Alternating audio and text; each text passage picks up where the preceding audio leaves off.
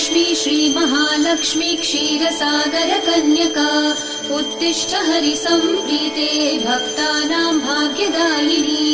श्रीलक्ष्मी श्रीमहालक्ष्मी क्षीरसागरकन्यका उत्तिष्ठ हरिसम्प्रीते भक्तानां भाग्यदायिनी। उत्तिष्ठोत्तिष्ठ श्रीलक्ष्मी विष्णुवक्षस्थलालये उत्तिष्ठ करुणापूर्णे लोकानां शुभदायिनी। उत्तिष्ठोत्तिष्ठ श्रीलक्ष्मी विष्णुवक्षस्थलालये उत्तिष्ठ करुणापूर्णे लोकानां शुभदायिनी।